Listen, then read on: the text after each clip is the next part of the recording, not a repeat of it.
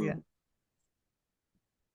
Bueno, les decía que a nombre de Dicciones Justin les damos la bienvenida a todos y hoy estamos para conversar un poco entre nosotros sobre un trabajo que estamos todavía llevando a cabo, así que es una presentación como de un work in progress para, pues un poco para también pasarlo al público y charlar también con ustedes.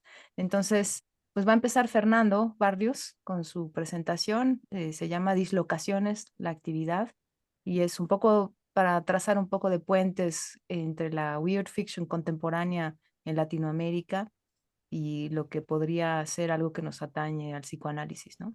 Fernando. Y decirles que inventamos un dispositivo que es el siguiente. Vamos a trabajar un poquito de lo que preparamos cada quien, le pasamos la palabra a otra persona y después hacemos una segunda ronda. O sea, discutimos en la mitad y hacemos una segunda ronda para no hacerlo tan pesado y tan expositivo. Así que bueno, yo les voy a proponer una cosa que escribí que se llama especulación y colapso en psicoanálisis. Y les voy a proponer hacer 4 aproximaciones o zooms, así como la cámara, ¿no? A algunos puntos de cruce entre los campos de discurso y prácticas que hoy nos ocupan, ciencia ficción y psicoanálisis. Entonces, zoom 1, incredulidad y potencia de la incerteza.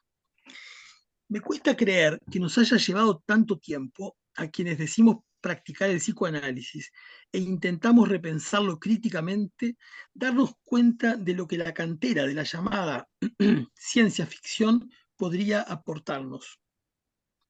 A su vez, no me llama tanto la atención que el psicoanálisis, en tanto discurso, se proteja de aquello que lo pone en cuestión. Todo discurso deriva del discurso del amo, dirá Lacan, y no es sino en la confrontación del discurso con sus condiciones, esto también es de Lacan, con aquello que lo causa, que se hará lugar para el discurso analítico. Pero he aquí una primera dificultad. Hace ya tiempo, desde el realismo especulativo, las ontologías orientadas a los objetos y otros discursos, se pone en cuestión la suposición del llamado giro lingüístico. Desde ya debo decir que en realidad para mí Lacan no tiene nada que hacer ahí en el llamado giro lingüístico, o tiene algo que hacer, pero no todo. Por supuesto, el propio Lacan se encargó de desmarcarse de esa posición. Bueno, cuando habla de la lingüistería, bueno, el psicoanálisis no es una lingüística, bueno, en fin. Pero lo cierto es que parte de estos nuevos realismos surgen de una perspectiva crítica respecto a ese llamado giro lingüístico. Entonces, uno de los puntos centrales que se ponen en cuestión es la inexistencia de una realidad pre o paradiscursiva, así como la imposibilidad de un acceso a lo real, sino mediada por el discurso. Eso sería lo que se plantea como una hipótesis del giro lingüístico. A la realidad no se accede sino mediada por el discurso. De todos modos, y solo primariamente, diremos que en Lacan lo real es efecto de discurso, que es efecto de ese real que llamamos goce, en lo que con Sandra Filippini llamamos una circularidad no dialéctica. Quiere decir que esta supuesta hipótesis unificadora del llamado giro lingüístico no aplicaría o aplicaría muy parcialmente para Lacan, ¿no? Reitero, lo real es efecto de discurso que es efecto de ser reales. Y entonces se produce eso que con Sandra llamamos como circularidades no dialécticas, es decir, que no se resuelven dialécticamente. De todos modos, yo no reduciría la literatura de ciencia ficción a otro tratamiento de lo real. Eso me parece maniqueo. Creo que también hay otro modo de anudar simbólico e imaginario y algo que provisoriamente llamaré virtual, en la línea de lo planteado por Deleuze. Supongo que algunas y algunos de ustedes se acordarán de cómo plantea Deleuze lo virtual. No tengo tiempo para desplegarlo demasiado, pero solamente voy a citarlo en una entrevista que se le hace, donde dice: toda multiplicidad implica a la vez elementos actuales y elementos virtuales. No existe objeto alguno que sea únicamente actual. Lo actual siempre se ve rodeado de una niebla de imágenes virtuales. Bueno, ya sabemos toda la dimensión que tiene la cuestión de la imagen para Deleuze, pero a mí me gustaría hacer un uso un poco atrevido de esto, en el sentido de tomarlo como caja de herramientas, y releería esto último, diría, lo actual siempre se ve rodeado de una niebla de existencias virtuales o una niebla de planos de existencia, modos de existencia, etcétera, más en sintonía con lo que se ha dado el llamar el giro ontológico. En otro momento Deleuze dice, habla de un círculo de virtualidades siempre renovados, cada uno de los cuales emite otros, y todos y cada uno de ellos rodea y reacciona sobre lo actual. Pero vayamos despacio, ya que tenemos prisa. No cabe duda de que hay una puesta en suspenso de la realidad, pero quizá no solo de la realidad, sino de toda coagulación identitaria, de toda consistencia y de toda verdad que se pretenda como criterio único de verdad. Hay una producción de verosimilitud que me parece que atraviesa ambos campos, e incluso, si quieren, de verosimilitudes en plural, que produce una ampliación del campo de los posibles y de los existentes. En ese sentido, es probable que los supuestos ontológicos que luego el llamado giro ontológico problematizará explícitamente, la ficción llamada científica lo haya hecho avant la lettre. Entonces, este fue el Zoom 1. Zoom 2. Donna Haraway. La ciencia es un discurso, apuesta por narrativas post-edípicas. Dice Haraway, los mismos hechos son tipos de historias, de testimonios de la experiencia. Una experiencia siempre construida mediante complejas tecnologías sociales de interpretación y representación de mundos reales. Y reales los pone entre comillas. La ciencia es un discurso que intenta dar cuenta, testimoniar de la experiencia de quienes la practican y que no cede su pretensión de universalidad o en el mejor de los casos de generalización. En contraposición o en contrapeso, define Haraway las ficciones especulativas como prácticas lingüísticas que pretenden una apertura abrupta de la posibilidad de llegar a un inconsciente que no esté ligado a la noción decimonónica de imaginación, a la que el psicoanálisis está histórica y profundamente conectado. Entonces, para Haraway se tratará de producir familias de figuras desplazadas, así le llama, otros modos del parentesco, familias en las que, como señala Jackie Orr en Feminismo de Ciencia Ficción, uno de los prólogos que tiene Ciencia, Cyborg y Mujeres, familias en las cuales el cyborg es solo un miembro de criaturas no originales y situadas de muchas maneras que viven en una red humano-animal-maquinal de conexiones parciales apasionadas. Ya en Manifiesto Cyborg, Haraway habría criticado la figura de Frankenstein por considerarla, en oposición a la del cyborg, demasiado edípica. Miren lo que dice. A la inversa de Frankenstein, el cyborg no espera que su padre lo salve con un arreglo del jardín del Edén, es decir, mediante la fabricación de una pareja heterosexual, mediante su acabado en una totalidad, en una ciudad y en un cosmos. El cyborg no sueña con una comunidad que siga el modelo de la familia orgánica, aunque sin proyecto edípico. Es evidente para Haraway que la ciencia, en tanto discurso, produce el mundo que dice describir, y lo hace desde sesgos raciales, sexogenéricos, de clase, herederos de la modernidad colonial capitalista. Dice Haraway, en estos tiempos, ciencia natural define el lugar del ser humano en la naturaleza y en la historia y provee los instrumentos de dominación del cuerpo y de la comunidad. Al construir la categoría naturaleza, las ciencias naturales imponen límites a la historia y a la formación personal. Por lo tanto, la ciencia forma parte de la lucha por la naturaleza de nuestras vidas. Quisiera investigar de qué manera el campo de la moderna biología construye teorías sobre el cuerpo y la comunidad como máquinas y como mercados capitalistas y patriarcales.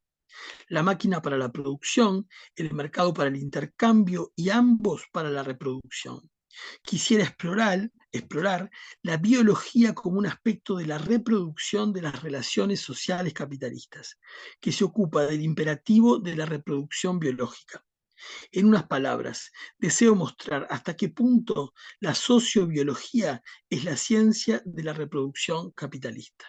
Bueno, estos son los dos primeros Zoom que quería hacer, después seguiría con otros. Bueno, sigo yo entonces.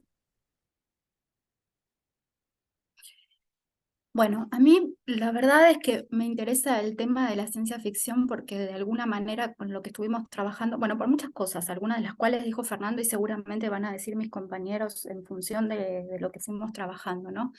Pero fundamentalmente a mí me interesa el tema de la ciencia ficción porque apuesto a que su tratamiento efectúe una curaduría o una clínica de obra del psicoanálisis, o que nos cure como se curan los mates o los parches de los tambores, de los males como el dogmatismo de la pluma y la lectura. Y también podríamos decir, si no nos gusta la palabra cura y tampoco la palabra clínica, y quienes nos gustan de esas palabras, que efectúe una curandería que nos alivie de los males contraídos.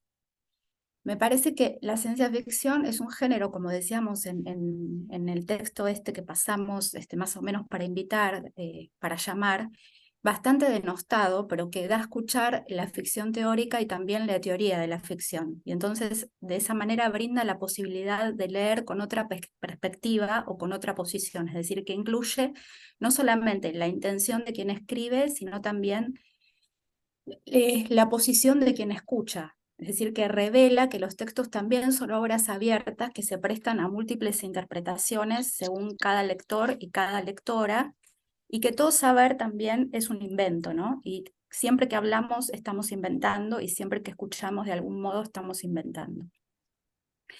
Me parece que se entiende mejor lo que intento decir con dogmatismo de pluma, creo, no sé, después lo vemos, si no, pero a lo mejor no tanto lo que intento decir con dogmatismo de lectura. Entonces quería traer un ejemplo. Un ejemplo de dogmatismo de lectura. Hay quienes leen, por ejemplo, Memorias de un enfermo nervioso como algo semejante a un informe psiquiátrico o a un documento técnico, o al efecto de la producción de una mente sin razón atravesada por sus peores momentos, y entonces menosprecian cada una de sus líneas o encuentran solo signos y síntomas de su supuesta estructura llamada psicótica. La acción de cura propuesta entonces a partir de la ciencia ficción sería leerlo desde el contraste de textos literarios donde los protagonistas relatan su experiencia con el desarrollo de los sentidos. Por ejemplo, a través de Una temporada en el infierno o El matrimonio y el cielo de William Blake, o por ejemplo, el que más me interesa en este caso, sería Exegesis de Philip Dick. Que estos textos, digamos, oficien de diapasón para encontrar el clima, el tono, el color, que facilite entrar en memoria sin el prejuicio de que fue o es un escrito articulado por alguien que quería mostrarle al mundo que no estaba loco y así obtener el levantamiento de la tutela del tribunal. De este modo, quizás ese trabajo podría ser considerado una pregunta sobre el sentido, donde el narrador trata de leer los signos que pueblan su vida, o también podría ser tomado como un libro de ciencia ficción, solo que en lugar de ocultar, como lo dice Dick en sus diarios, la trama que habita tras la trama que cuenta, Schreber la explicitaría. Recordemos que ese texto es un argumento que se cifra en lo que podríamos decir una frase, ¿no? El alma humana está contenida en los nervios del cuerpo. Esa frase se expande en elaboraciones sucesivas que están apoyadas en referencias eruditas, sostenidas con la convicción de un teólogo, como dice Alush, de un acopiador de mitos o de un novelista antiguo, de esos que creían en la verosimilitud de las representaciones. A partir de sus experiencias, entonces, Schreber plantea hipótesis, las corrige o las descarta, también incorpora nuevas reflexiones, es decir, se comporta como un escritor, como un sistematizador, y se rinde ante evidencias, por lo que modifica suposiciones que parecían inamovibles. Esa sistematicidad es lo que hace que en la construcción de su trabajo, cuando Freud lo lea, diga, ¿no? Confiese que queda para el futuro decidir si mi teoría contiene más delirio del que yo quisiera o el delirio más verdad de lo que otros hallan hoy creíble. Me parece que en esa frase está contenido, cifrado, expresado, que tanto el delirio, o lo que se llama delirio, o lo que Freud ahí llamaba delirio, como cualquier teoría que no deja de ser delirante, suponen una ficción teórica. Bueno, sigo después. Digo yo, ¿verdad? Ujú. Bueno, pues yo lo que voy a presentarles es también un esbozo de algo. Quería volver sobre la idea que también está en el argumento con el que los invitamos, que dice que toma esta frase de Lacan que está en una entrevista, de una entrevista que le hicieron, donde dice que la única ciencia verdadera es la ciencia ficción. Y creo que es una frase que dice en esa entrevista de manera un poquito de paso, en realidad no se extiende mucho a profundizar sobre qué quiso decir con eso, pero bueno, para lo que estamos haciendo nos hace pensar varias cosas. Creo que en la entrevista está más bien como tensando la relación entre ciencia y religión con el psicoanálisis para siempre enfatizar que el psicoanálisis no es ni ciencia ni religión, pero que al mismo tiempo pues mantiene una tensión tanto con uno como con el otro. Bueno, podríamos decir que la filosofía estaría como digamos, en la base de cualquiera de las dos, ¿no? Entonces, bueno, también con la filosofía. Y en ese sentido me ha llamado la atención la forma en cómo en los nuevos realismos especulativos, con un poco lo que habló Fernando al inicio, justamente se trae de nuevo esta palabra o este concepto de especulación, ¿no? O sea, ¿cuál es? Entonces mi pregunta un poco es, ¿cuál es la función de la especulación? ¿Cómo lo trabajan los distintos realismos especulativos? Y bueno, en filosofía tiene toda una tradición el concepto. En Kant, por ejemplo, está definido como objeto o concepto de un objeto que no puede ser alcanzado por la experiencia. Y entonces eso lo coloca en un lugar muy distinto a lo que Kant llama los a priori, ¿no? O las formas puras, por ejemplo, de la intuición sensible en el caso de la estética trascendental. O sea, lo coloca en el lugar de algo que no tiene nada que ver con la experiencia, nada, ¿no? Y por eso hasta cierto punto en Kant queda relegada esa función, porque le parece que es un poco peligroso, ¿no? Avanzar por el camino de la especulación cuando no hay ese costado de la experiencia, ¿no? Porque también ahí mismo dice, bueno, las formas puras de la intuición sensible mantienen esas dos bastiones, ¿no? Por el lado, digamos, de la razón y por el lado de la experiencia, ¿no? Entonces, sin experiencia, dice, las formas puras están vacías, se encuentran vacías, ¿no?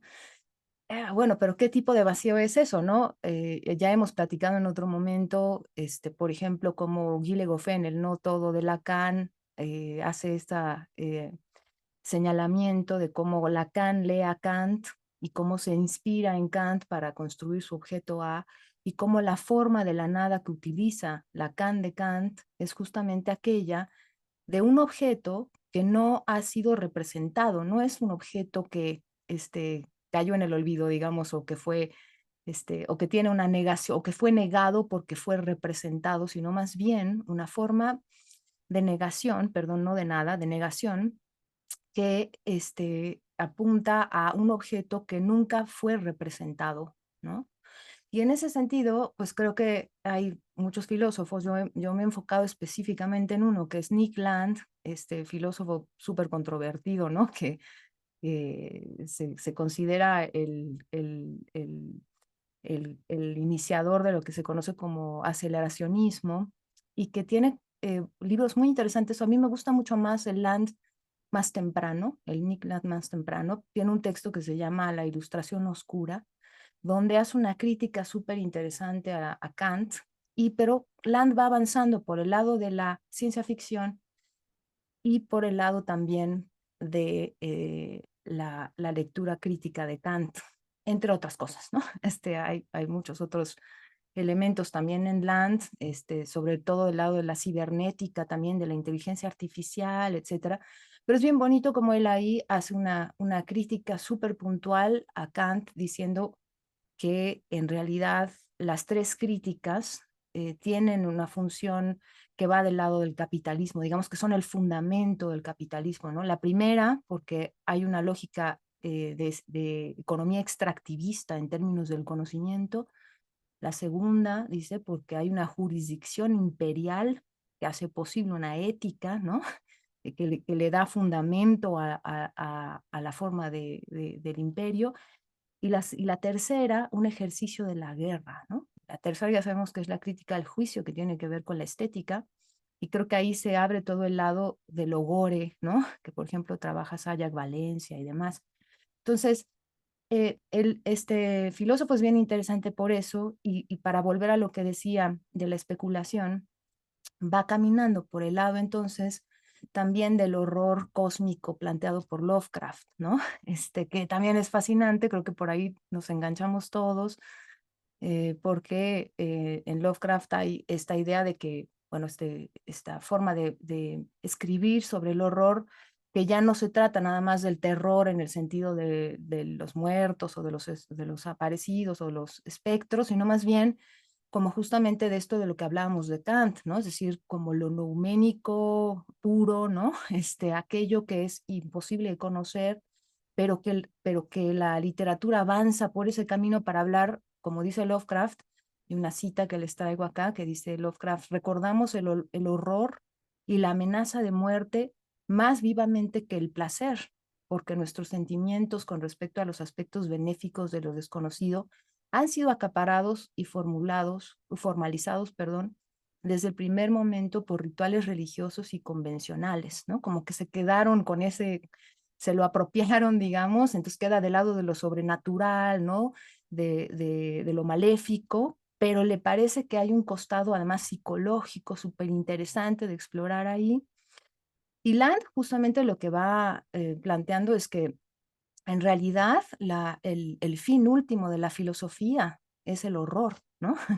Que esa sería, digamos, el horror planteado, digamos, desde este costado kantiano de lo nouménico, de aquello que con Kant queda cancelado, ¿no? Que es una de las críticas que también hace Land a Kant, ¿no? Que queda cancelado porque es imposible, ¿no? Entonces queda de lado lo imposible. Como queda de lado lo imposible, entonces pues nos quedamos del lado de lo fenomenológico, de lo fenoménico, y no avanzamos para allá.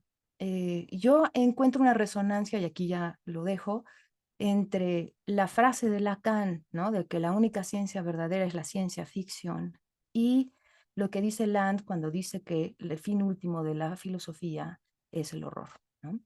Bueno, aquí lo dejo. Y bueno, continúo yo entonces. Em, en esto de literatura weird o ciencia ficción especulativa, etcétera, soy nada experto, sino más bien lo contrario, bastante principiante, y me resulta una posición bastante cómoda más bien para ingresar por ahí.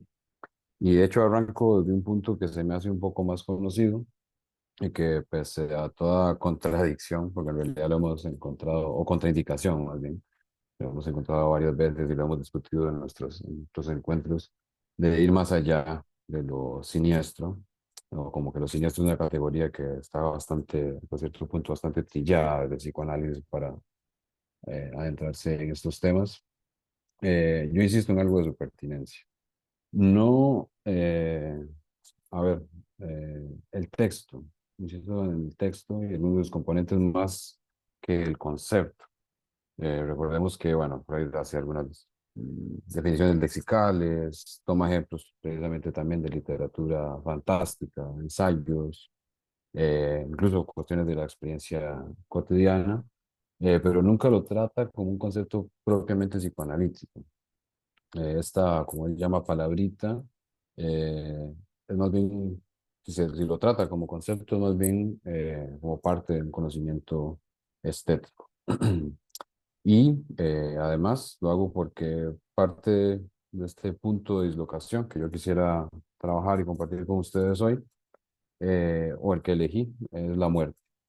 Creo que se enlaza un poco con lo que venía planteando Elena del horror, porque no la muerte como tal, sino el morir o el no morir, o más precisamente la desmentida de su inevitabilidad.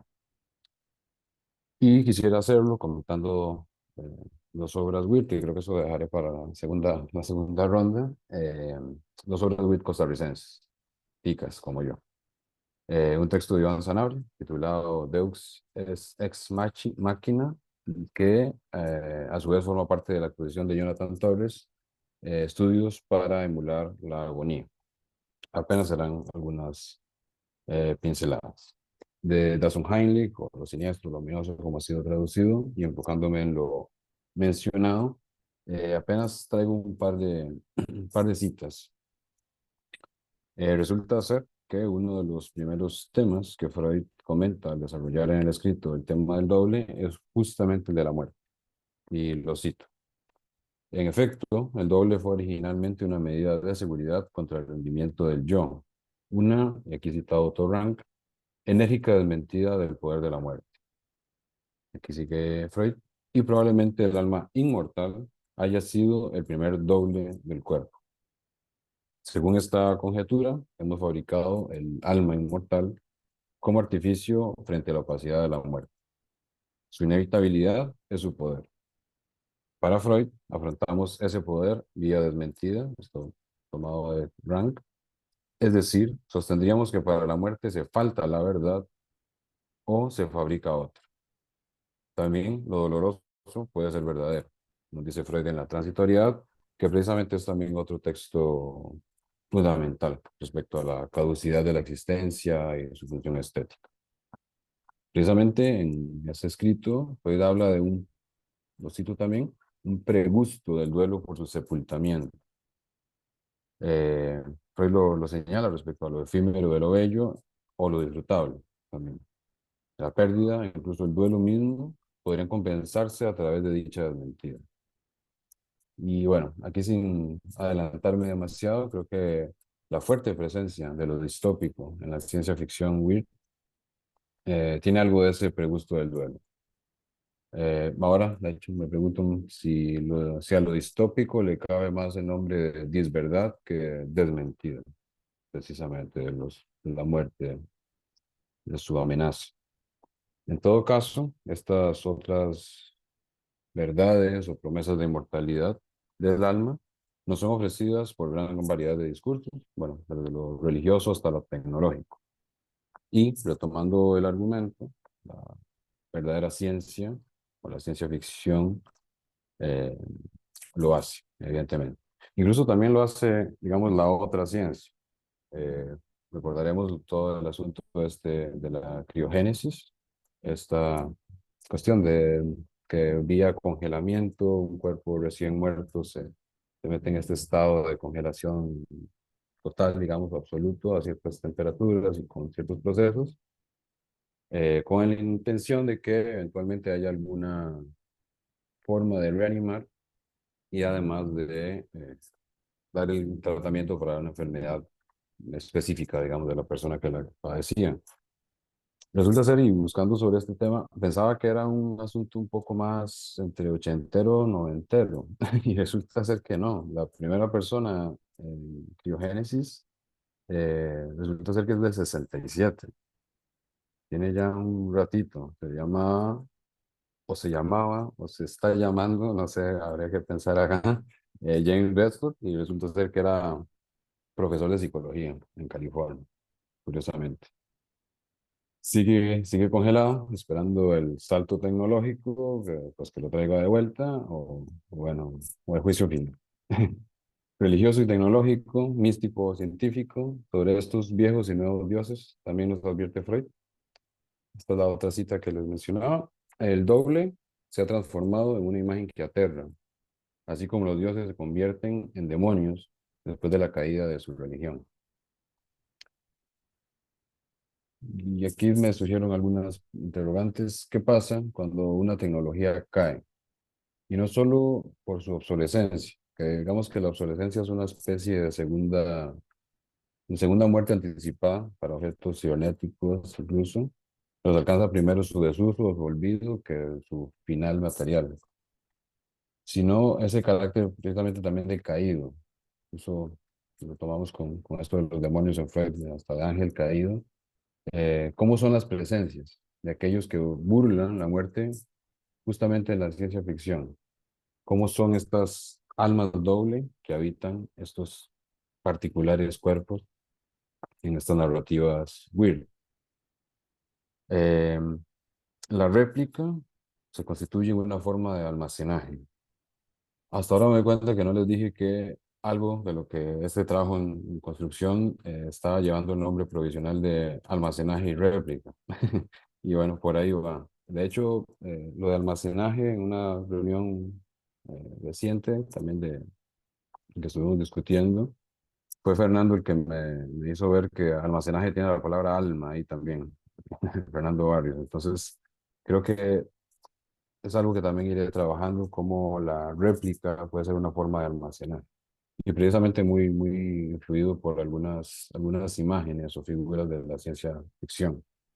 Es de hecho un abanico enorme y puede ir desde lo cómico, arsenales de clones y o versiones en multiversos, en no sé, una serie animada como Rick and Morty, hasta nuevamente lo cuasi divino, ultramillonarios que con su capacidad económica pueden pagar, insertar su, digamos, conciencia en diferentes clones que tienen ahí esperándoles, súper sanos, súper jóvenes, súper tal, como en esta serie Altered Carbon, o incluso los semimuertos en Ubik, también, que tienen una especie de sueño, eh, no vida, no muerta.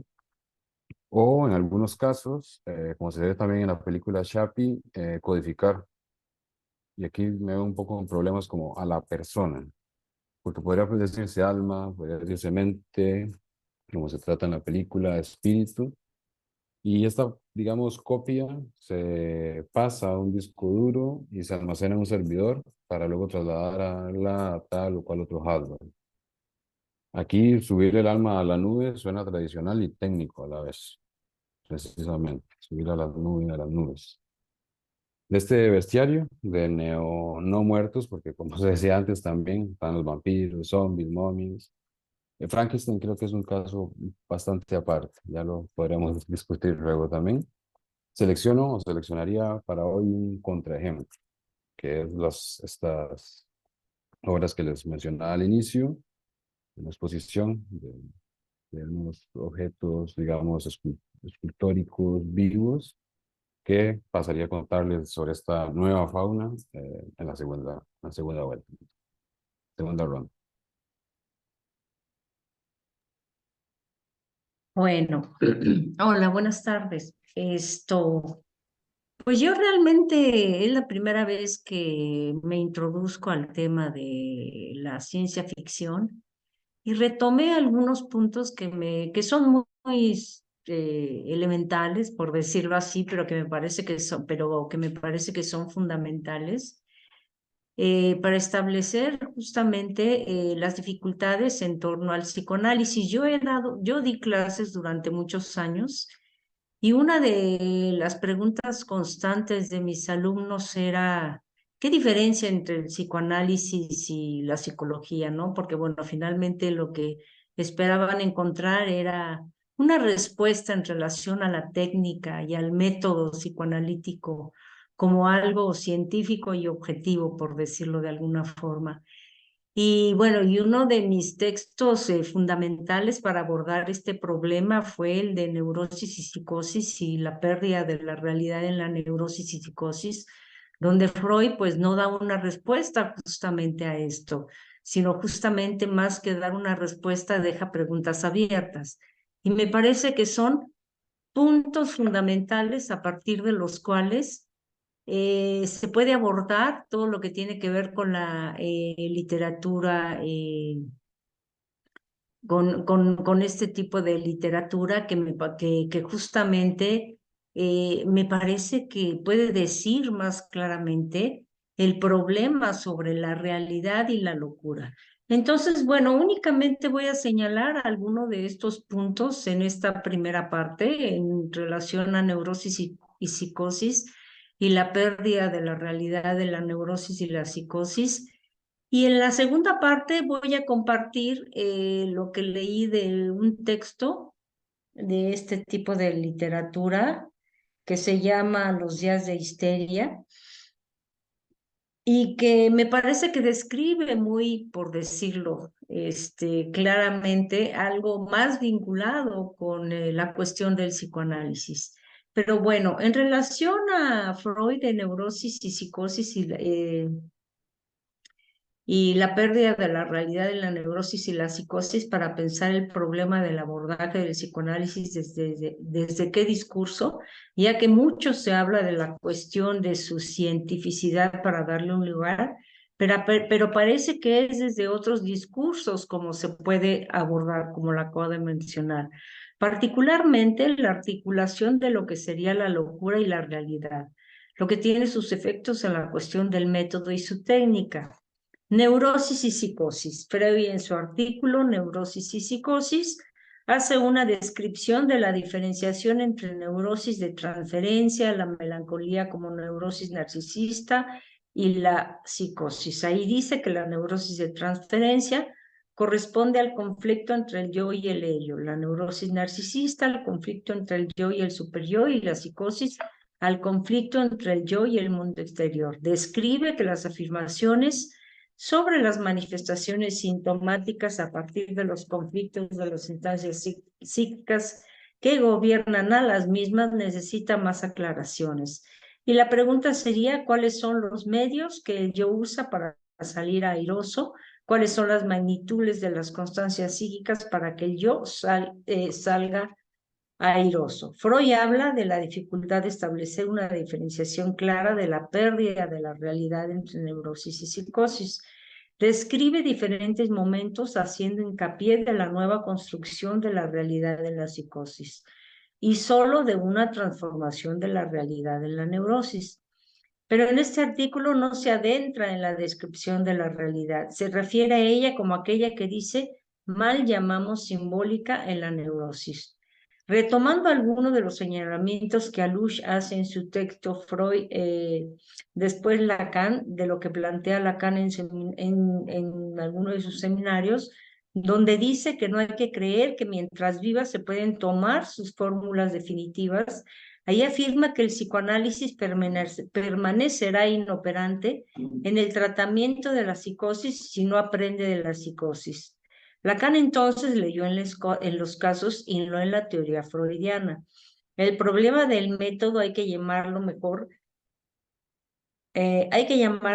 discurso del método psicoanalítico. Una práctica no necesita estar esclarecida para operar. A mí me llama mucho la atención esa frase. Freud recomienda abordar cada caso como si fuera el primero y que me parece que eso es una característica de la práctica del psicoanálisis. El término lacaniano remite a RSI, no a un rasgo identificatorio, ni con Freud ni con Lacan. La ciencia ficción y la ciencia se construyen con las preguntas que los hablantes se formulan. El lenguaje la lengua toca lo real. Pensando en esto, leí el texto que me recomendó justamente Fernando, que se llama Jauría, de Marelis González, que está elaborado en varios relatos y el primero se llama Los días de histeria, que me parece describe con mucha delicadeza lo que sería cómo se despliega una realidad diferente y la descripción de la locura, más ligada con el discurso psicoanalítico. Bueno, y comparto este relato en la segunda parte. Espero que les interese. No sé cómo quieran hacer, a lo mejor, no sé, Fer, ¿qué dices? Habíamos dicho como de abrir un poquito la discusión y después retomamos la segunda Mm, ruta, me parece perfecto. Sí, porque creo que planteamos muchas cosas, ¿no? sí, son muchísimos temas, la verdad. Está bastante ya con lo que tenemos saturado, ¿no? Esto, no sé. Igual, ¿sabes qué? Me parece que la segunda parte que vendría de mi trabajo es Ujú. muy correlativa a la de Marina. Por ahí viene bien leerla ahora y ahí hacer la interrupción, si les parece. Digo ¿Ok? por la sintonía con la cosa, ¿no? Porque si Claro. no, Ujú. Yo Venga. estaría de acuerdo con eso. Ujú. Ajá. Ok. ¿sí? Sí, sí, venga. Esperen que la busque.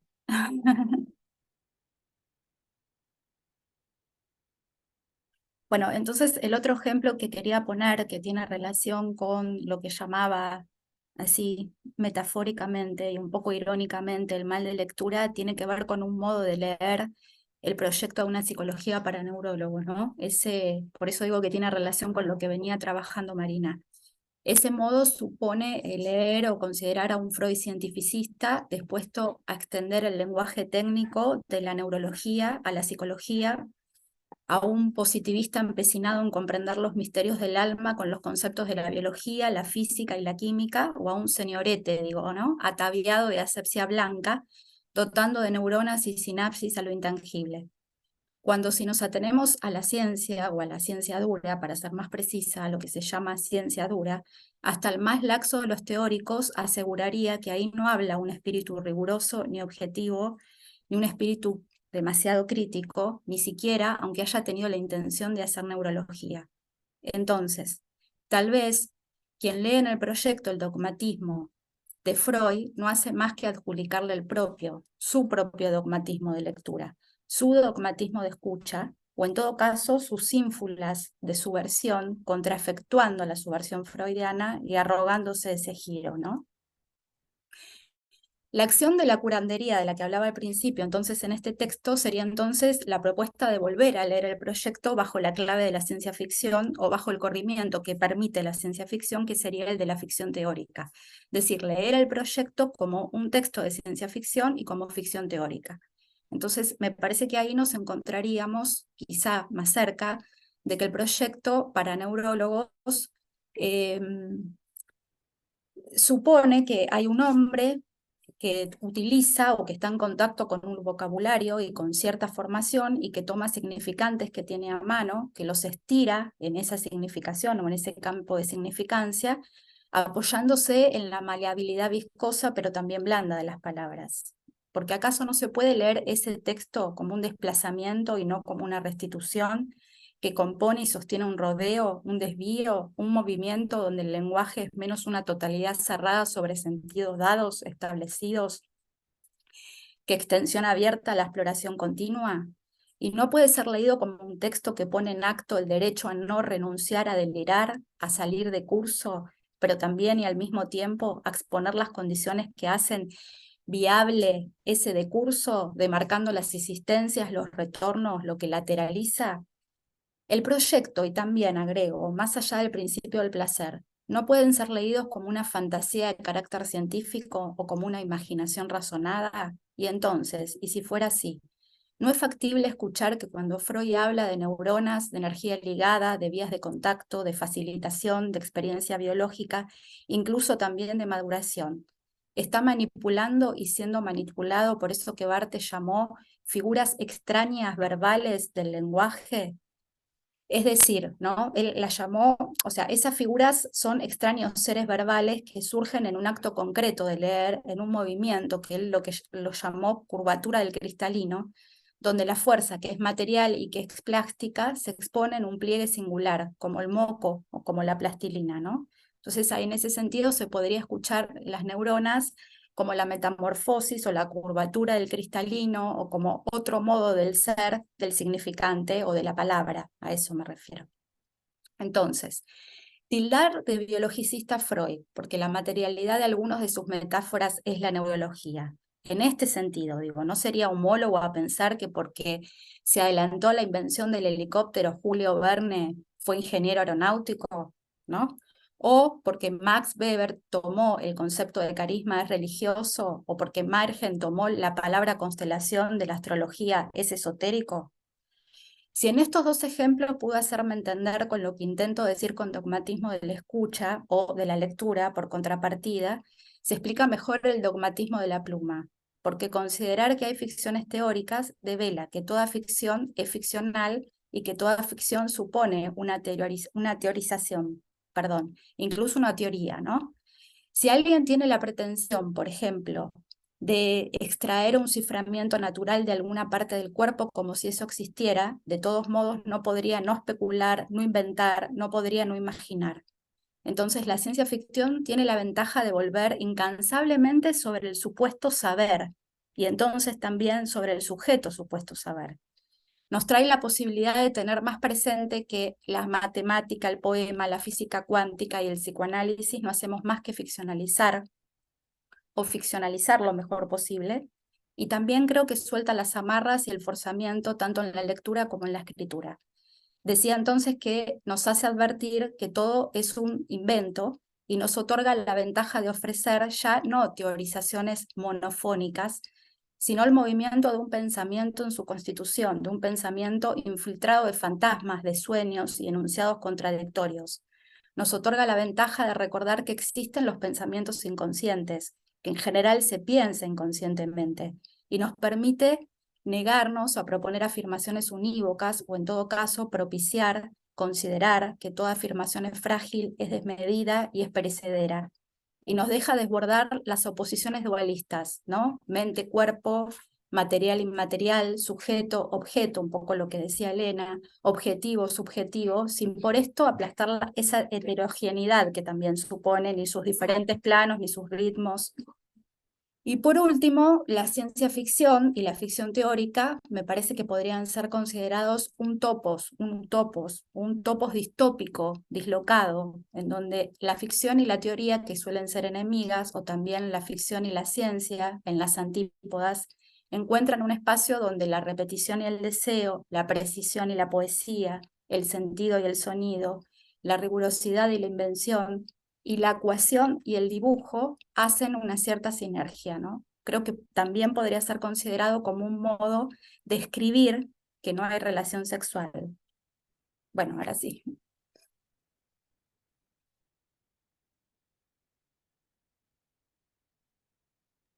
Súper bien. Alicia, ¿querías decir algo?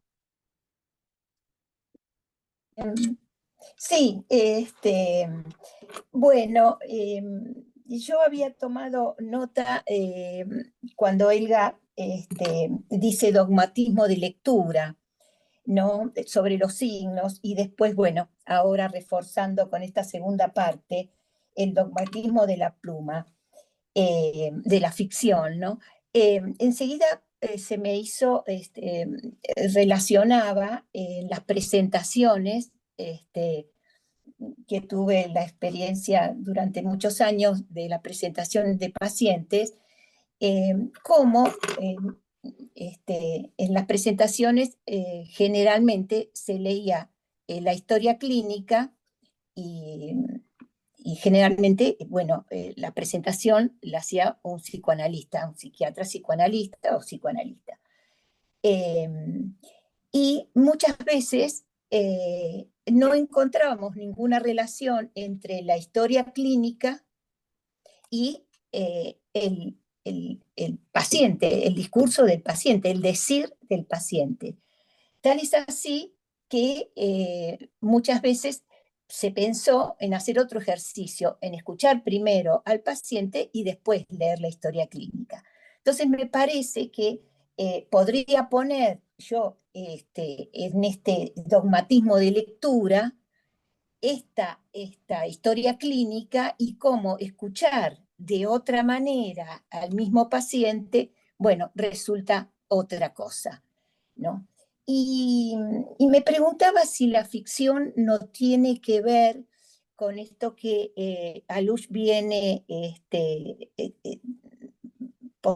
trabajando en alteridad literal, del código en el código. ¿No? Leer, ¿no?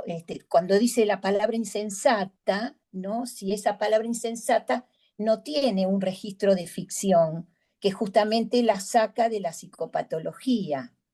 Eh, y cuando hablaba también Roberto del tema del doble, relacionaba un poco que me gustó, digo, me gustó en el sentido como posición, cura, clínica, no curanduría.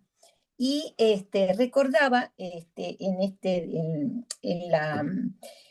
la postura o la estética del teatro de Artaud, donde Artaud dice, diferencia una acción mágica, dice, de los que otros dicen una acción religiosa. Entonces, lo mágico en Artaud, en Artaud tiene que ver con el embrujo, a diferencia de la gracia, ¿no? Como ahí están dos discursos, ¿no? Y cómo me parece que yo lo acercaría, o tiene resonancia, es con la ficción. Por eso me gustaba lo de curanduría en este sentido, ¿no? Hacer bueno, este ensamble que estoy haciendo. Curandería sería, ¿no? Sí, Curandería de sí, ciencia sí, ficción. sí. Me gustaba por lo de esto de mágico, ¿no? Que él dice una acción mágica a diferencia de religiosa, milagrosa, para sacarlo también de la religión, ¿no? Y ponerlo en el orden de lo mágico, del embrujo también. Bueno, y sobre todo en el código, como la locura, dice Alus, no responde a ninguna lengua, tiene un código propio, ese código cómo poderlo escuchar, ¿no? Y bueno, esta, Gracias, Alicia. No, es que creo que comento brevemente que el tema es tan vasto que hemos estado tratando de acotar un poco, pero nos ha costado trabajo y bueno, también un poco por eso lo quisimos presentar para ver cómo les suena, por dónde vamos, ¿no? Porque cada uno con su interés, pero realmente es difícil por la cantidad de literatura que hay y también de bibliografía en filosofía y demás. Entonces, bueno, eso no sé. A propósito de eso, Elena, si Ujú, me permites, ujú. sí, Adelante, adelante.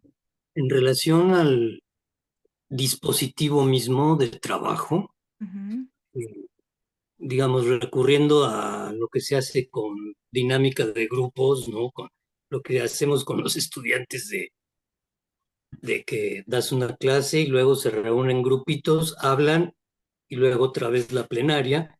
El Zoom permite hacer eso, ¿no? Dar 10 minutos de subgrupos donde se delimita un poco mejor alguna temática y también se rompe un poco este efecto de no comunidad, no comunitario del Zoom, así. Hay un poquito más de efecto comunitario, ¿no? Ese es por un lado con respecto a la cuestión del dispositivo. Y en relación a la ciencia ficción, bueno, yo no plantearía que hay una antípoda entre ciencia y ficción, porque, por ejemplo, los físicos hablan de hoyos negros, ¿no? Y ya todo el mundo habla de hoyo negro, y cuando ellos desde el principio intuían que se trata de materia masiva, hiperconcentrada, ¿no? No hay ningún hoyo, es justo lo contrario a un hoyo, es materia hiperconcentrada, ¿no? Con un efecto gravitatorio que a partir de cierto umbral ya no se sabe qué pasa. Bueno, y entonces dicen, es un hoyo. Pues eso es una pura ficción, ¿no? No hay tal hoyo. Sería más cercano a la verdad decir, es materia masiva, hiperconcentrada, ¿no? Por ejemplo, y entonces, ¿cómo en esta manera de enunciar ese fenómeno? Pues ahí ya está la ficción, ¿no? Ante lo incomprensible, la ficción su, suple, ¿no? La narrativa que pierden los científicos. Aunque lo del hoyo negro también es porque se succiona absolutamente, ¿no? Todo. Creo que tal vez por ahí venga la idea, ¿no? Del hoyo. Sí, sí, como Pero, algo descriptivo, ¿no? Sí, sí, porque sí succiona cualquier cosa que se le acerca, ¿no?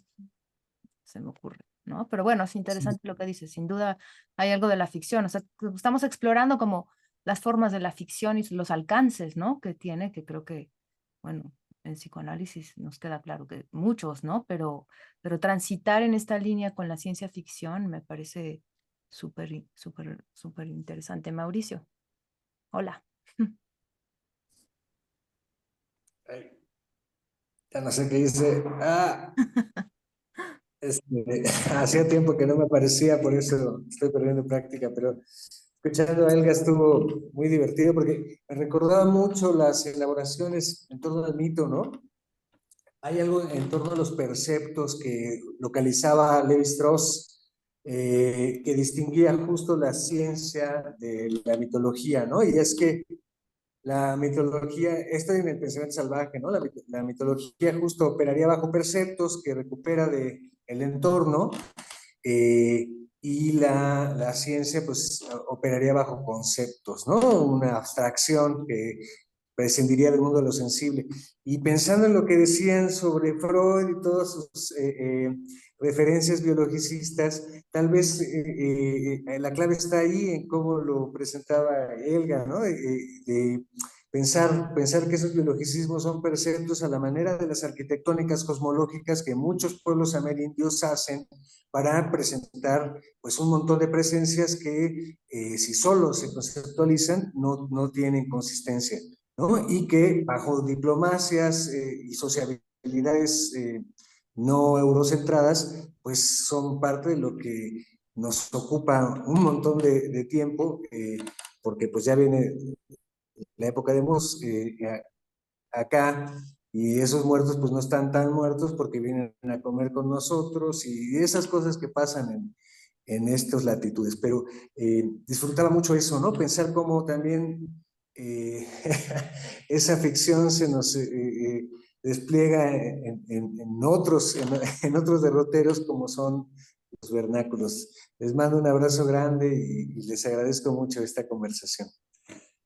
Gracias, Mau. Se vincula mucho con lo que presentó Fernando al inicio, me parece, que hablaba justamente de, pero ahora creo que él tenía la mano levantada y ya no sé si o no. No, Emilio. no, ¿No? Ah, bueno, venga, Fer. no, que prefiero dejar que hablen otros. Pero esto que dice Mauri, que hola Mauri, qué lindo que estés, también pensaba que una de las características que encontramos en la ciencia ficción latinoamericana e incluso en la weird fiction latinoamericana es que justamente retoma todas estas cuestiones cosmológicas, cosmogónicas y más situadas, que es una cosa súper interesante para nosotros. Ujú. Emilio.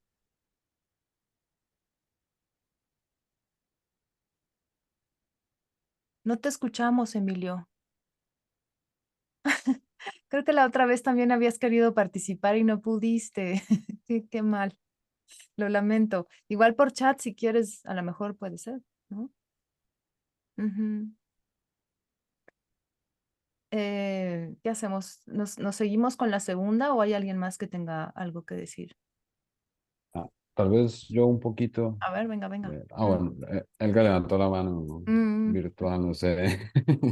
No, Es- Ok, dale, Roberto, bueno, yo de sigo, hecho, pues una pavada. Ujú. ok. No, que de hecho, a mí me parece bastante interesante más que esto de ciencia y ficción, lo que se mencionaba entre ficción y teoría. Ujú. Incluso desde lo que el mismo Freud planteaba, justo que traía Elgar de si el delirio tiene más teoría o la teoría más que delirio. Incluso Freud, antes justo de mencionar esto, en el caso de Schreber, dice, yo hasta tengo un testigo que puede dar cuenta de que yo desarrollé la teoría de las expulsiones antes de haber leído el libro de Schreber. Y eso es gracioso porque se pone un poquito como a la defensiva Freud de decir, no vayan a creer que mi teoría de la expulsión, de la expulsión no vino sino de Schreber.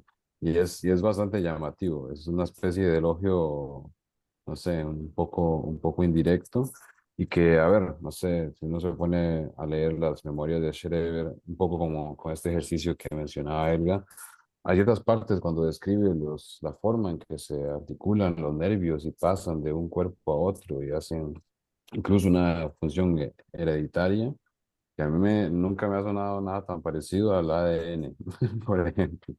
Y más allá de que acertó, podía ver ADN con sus propios ojos, más allá de eso es lo sofisticado, nivel de elaboración, incluso a nivel estético, de todas estas ideas. Y pues igual, con Freud también hay bastante un uso de ficción muy interesante.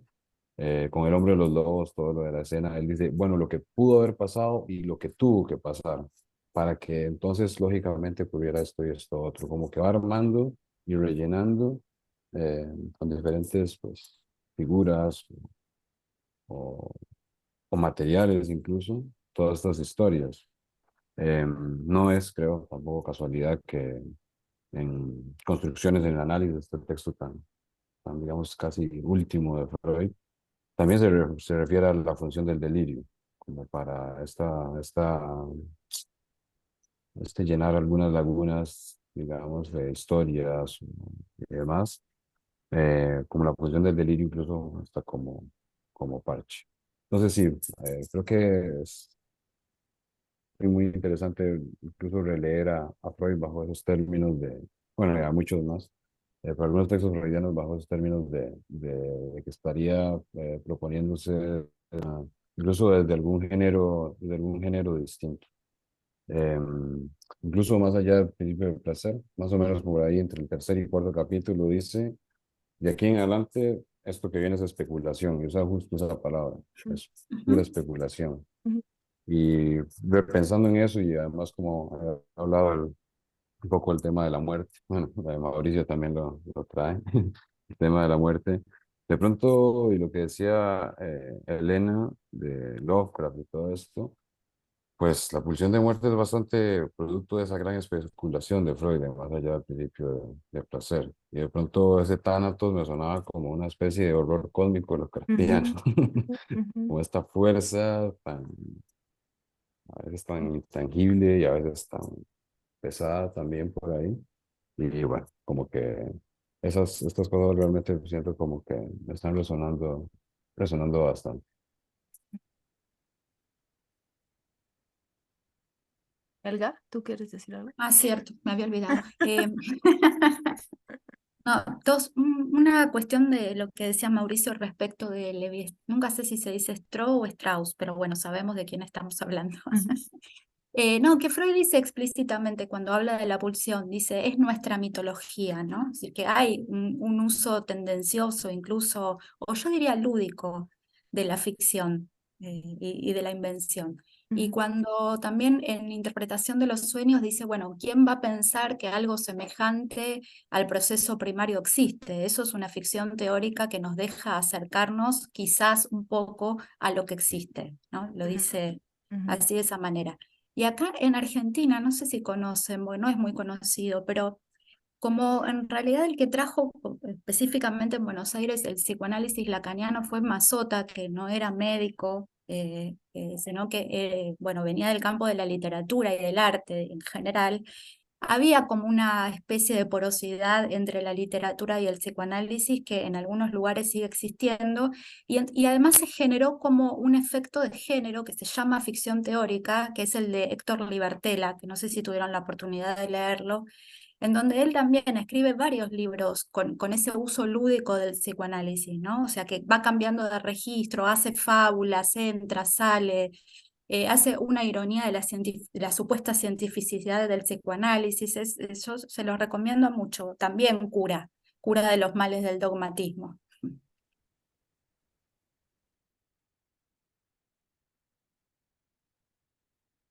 Pues si quieren seguimos con la segunda, ¿no? ¿Les parece? Ok, ¿sigo yo?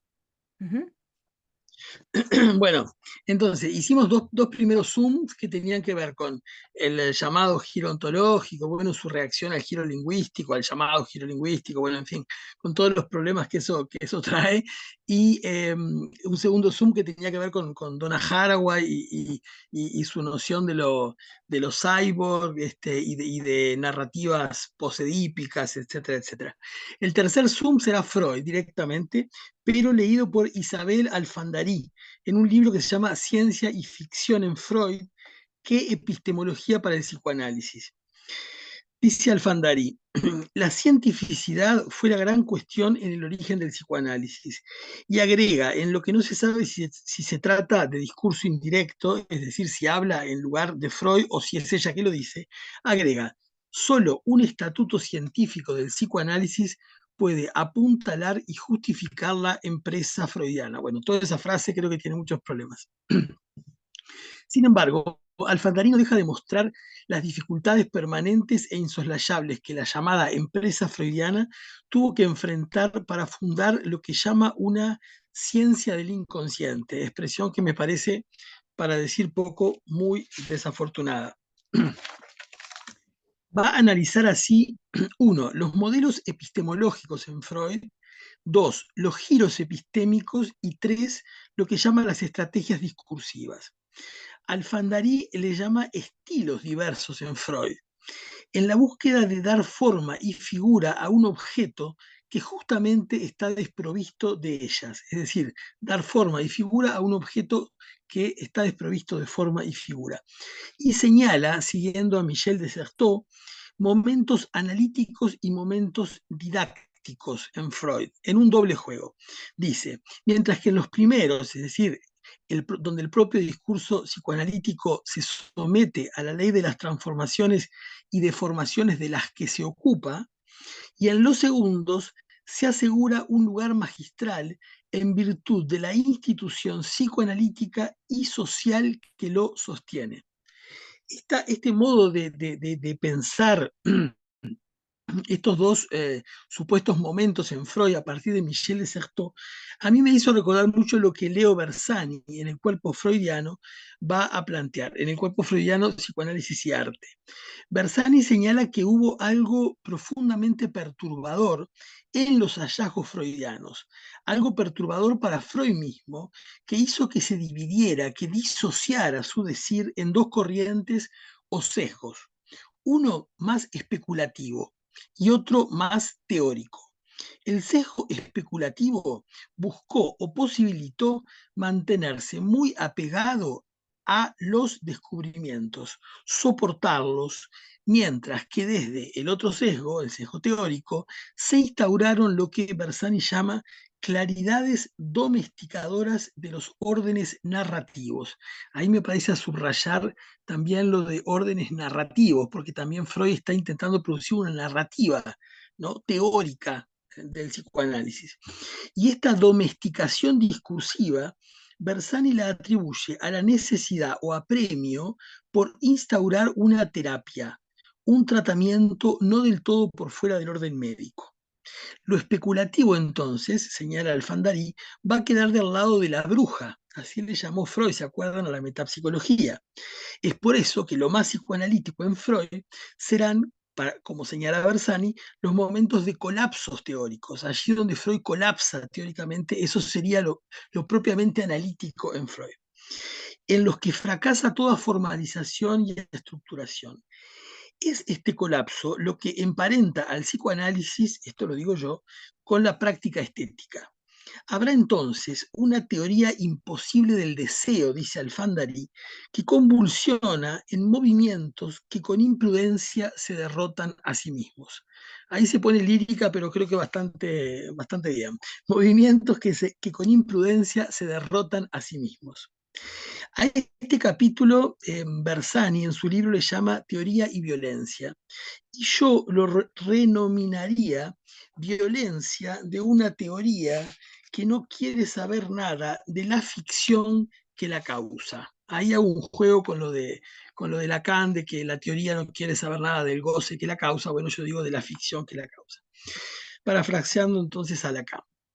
Bueno, último zoom. El último zoom se llama Philip Dick, descubrir que algo falla y no poder pasar otra cosa sino escribiendo, o de hacer fallar mundos. A mí me gustan los títulos largos. Dice Emmanuel Carrer en Yo estoy vivo, vosotros estáis muertos, biografía de Philip Dick, que les recomiendo mucho, que es decir, Dick, pertenecía a esa categoría de personas que no pasan a otra cosa. Algo falla, Todo ha sido imperceptiblemente modificado y será necesario reconstruir una nueva realidad, aún a riesgo de enloquecer o mejor aún de descubrir que ya estamos locos, irremediablemente. Así, en los clanes de la luna alfana están los manis, que son los maníacos, los paris, los paranoicos, los teps, que son los maníaco-depresivos, los opcoms, que son los obsesivos compulsivos, los polis, que son esquizofrénicos polimorfos, los esquizos, que son poetas y visionarios errantes, como no podía ser de otro modo. Y cada vez que los terrícolas desembarcan en la luna, en esta luna afgana, son clasificados.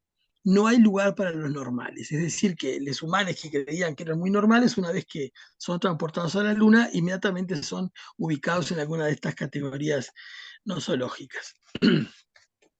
David Lapouchade, por su parte, en La alteración de los mundos, otro libro de análisis de Philip Dick que me parece capital, propone la ciencia ficción como pensamiento por mundos. Dice David Lapouchade, la ciencia ficción piensa por mundos, multiplica los mundos, mundos otros, ya sea radicalmente otros o de nuestro mundo devenido otro. De modo que la ciencia ficción se puede decir también que pasa su tiempo destruyendo mundos, dice Lapouchade. En un texto que estoy escribiendo para una jornada que vamos a tener con la ECOL aquí en Montevideo en torno a Disforia Mundi de Paul Preciado, propongo la hipótesis de que el psicoanálisis hace inhabitable al mundo o da testimonio de lo inmundo a partir de las afirmaciones de Lacan en la conferencia de Roma del 74, en la que dice, el análisis, no sé si ustedes están al corriente, el análisis se ocupa muy especialmente de lo que no anda. Y agrega, la diferencia entre lo que anda y lo que no anda es que la primera cosa es el mundo. El mundo anda, gira, es su función de mundo. Para darse cuenta de que no hay mundo, a saber que hay cosas que solo los imbéciles creen. Solo los imbéciles creen estar en el mundo. Es suficiente notar que hay cosas que hacen que el mundo sea inmundo, si puedo expresarme así. Los analistas se ocupan de eso, de modo que contrariamente a lo que se cree, ellos se enfrentan mucho más al real que los científicos. Solo se ocupan de eso. Y como el real es lo que no anda, están más forzados a padecerlo, es decir, forzados todo el tiempo a poner el lomo. Estoy advertido de que solo he podido hacer algunos cruces un tanto enigmáticos y muy inciertos entre ambos campos discursivos y de prácticas, el psicoanálisis y la ciencia ficción. Pero confío en que es cuestión de seguir con el problema y de no pasar otra cosa, como le pasaba a Philip Dick, hasta que hayamos podido al menos habernos afectado lo suficiente como para no desear ya ningún retorno. Bueno, por ahí. Gracias, súper. Bueno, pues yo la segunda parte la pensé un poco ya enfocándome a lo que se llama Weird Fiction latinoamericana, un poco para entrar en materia. Eh, Hay muchísimo material para leer, pero quise como también aterrizar un poco la noción de especulación y todo este problema que traía con lo nouménico y todo esto que es de pronto muy abstracto, en algo que creo que la ciencia ficción avanza, la nueva ciencia ficción, la weird fiction avanza, porque ya están tratando temas que tienen que ver con el horror, pero como dice Nick Land, el horror capitalista, ¿no? El horror del sistema capitalista bueno, pues ya vimos todos los horrores que estamos viviendo, ¿no? Y que entonces como esta literatura va describiendo muy detalladamente algunos de esos mundos y que pone en crisis además, no solamente, o sea, no solamente estamos en un mundo distópico ya, digamos, ¿no? Que tiene una dificultad para pensar el futuro, ¿no? O sea, como el futuro como algo cada vez más oscuro, más apocalíptico, ¿no? Todo esto, sino también que está en crisis el humanismo, ¿no? Y también el sujeto de la modernidad, ¿no? Y en medio de todo eso, siempre mi pregunta es, y bueno, nosotros que practicamos el psicoanálisis, ¿hasta qué punto estamos también afectados por eso, ¿no? Y de qué manera también está cambiando nuestra manera de intervenir, qué otras cosas estamos escuchando que no están mapeadas en ningún lado, ¿no? Y que sin embargo están ahí. Y por eso, bueno, quería entrar ya en materia de lo que es esta literatura, porque creo que entra justo en este terreno, ¿no? De plantearse los futuros y la noción de tiempo de otra manera. Entonces quería poner como ejemplo una novela que les recomiendo muchísimo, hablo de ella todo el tiempo porque me ha gustado mucho, se llama em, La infancia del mundo y es de Michelle Nieva y es una novelita pequeña y donde el protagonista es un niño mosquito que se llama el niño dengue, que además el niño dengue después resulta que es niña dengue y sí, es un mundo, bueno, es un mutante además, ¿no? Porque es el resultado de una violación de un mosco que viola a su mamá. Y entonces va describiendo estos mundos en la Argentina, ubicado en la Argentina, y también creando una Argentina que supuestamente es una colonia, bueno, no supuestamente, es una colonia en la novela, ¿no? Una colonia inglesa que además hace de la Antártida un gran Caribe, ¿no? Entonces resulta que Argentina cede el territorio del final del mundo, ¿no? Digamos, toda esa parte de la Antártida a Inglaterra porque tiene una deuda con ella y por eso entonces los ingleses se toman ese terreno, pero resulta que con el cambio climático ese terreno se convierte en el Caribe, no, en el Nuevo Caribe, ¿no? Que además me parece que esto es una idea que viene de Lovecraft y que la toma Michelle Nieva como escenario de su novela y la verdad es que al principio de la novela es un poco, digamos, es difícil seguirla porque sí genera un poco de angustia, ¿no? Leer un mundo tan distópico con estos seres que son mutantes y donde hay una escena fuertísima, que hay una escena, es una masturbación colectiva, ¿no? De varios de los niños que están ahí con el niño dengue, que el niño dengue ni idea porque él ni siquiera se puede masturbar, pero ¿no? Al final están todos ahí. Y es difícil seguirlo, que genera mucha angustia, pero me parece que lo interesante es cómo rompe estas fronteras de las que hablaba Fernando ahora, ¿no? Digamos, se ubica justo en una frontera entre lo real y lo posible, entre lo pasado, lo presente y lo futuro. Y entonces realmente hace estallar todas estas categorías tan modernas, ¿no? De sujeto, objeto, adentro, afuera. Y, y, y, y en realidad se vuelve como una novela muy crítica de mostrar además la colonialidad de la Argentina, digamos, porque además hay un juego que el niño, que uno de los otros protagonistas, que es el Dulce, que además resulta siendo la madre del niño dengue, este, el padre del niño dengue, perdón, o de la niña dengue, acaba jugando todo el tiempo en este juego, que es un juego que trata de indios contra blancos, ¿no? Y entonces creo que hay una serie de ironías en la novela que están ahí para mostrar la colonialidad vigente, digamos, del mundo contemporáneo y el horror en el que estamos sumergidos y quizás como para sensibilizar también a todos bueno, que el cambio climático es una realidad, es ahora, ¿no? Y que ese horror, ¿no? Ya no es un horror cósmico pensado en el sentido Lovecraftiano de algo quizás más lejano, sino que es algo contemporáneo, ¿no? Lo dejo acá.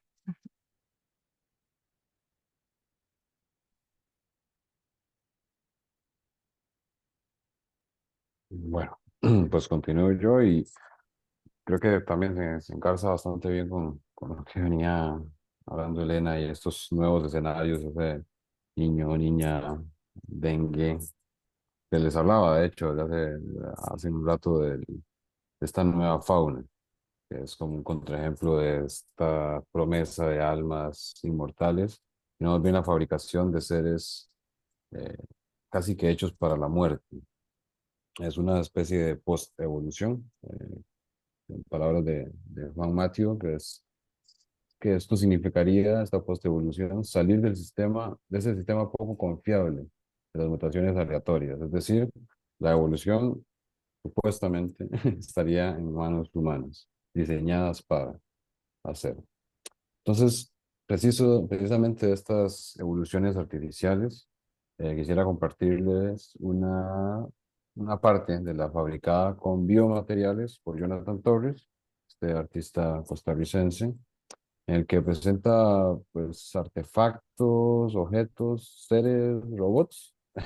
También me cuesta un poco definirlos, pero que tienen en común que son, digamos, cosas que funcionan y que eventualmente se reintegrarían al entorno en el cual están hechos, ya que están formados por sustancias biodegradables. Y aparte del trabajo de ese artista es como también desmitificar esta imagen de Costa Rica como un país verde o solo verde y pura naturaleza, y también de retomar los desechos pues, propios de la época en la que vivimos, capitalista, postcapitalista, como la materialidad primordial, digamos, para la creación de nuestra época. Entonces, Elena, tal vez si me pone como anfitrión de nuevo, porque como Ah, tuve un sí, problema con el sí, internet, se ahí voy. salió, Ujú. para compartirles pantalla, compartirles de estudios para emular la agonía. Un momentito.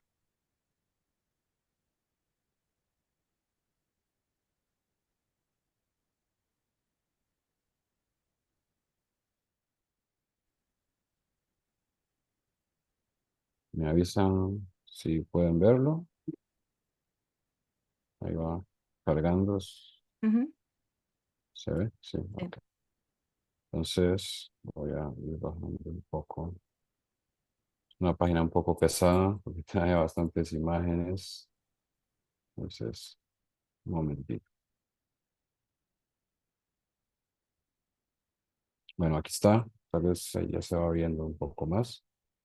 Parte del proceso constructivo son una especie de, sí, como en términos más comunes, como de esculturas, pero son objetos, seres vivos y además sí están fabricados artificialmente, pero están hechos por completo de materiales biodegradables. Entonces acá se ve, por ejemplo, todas estas como aletas o sistema óseo y motriz, muy inspirado también en como esta especie de peces que existen en pues en la actualidad, con diferentes materiales, cómo se van armando. Y en esta, por ejemplo, no sé si se logra ver, lo que plantea es como la exposición misma, es como si en la actualidad estuviéramos encontrando fósiles del futuro, que creo que también tiene bastante que ver con esta parte de imaginar otros tiempos, pero tiempos que desde ya se están insinuando con mucha fuerza, por ejemplo, con cuestiones climáticas y demás,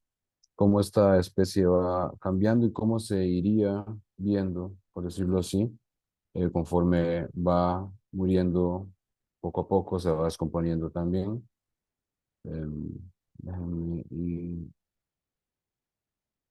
además aquí se ve en detalle una como de las aletas construidas también, pero quisiera mostrarles acá.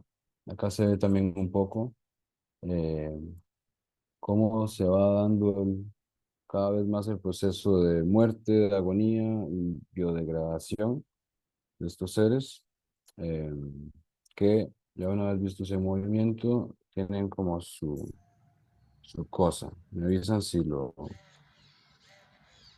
pueden ver.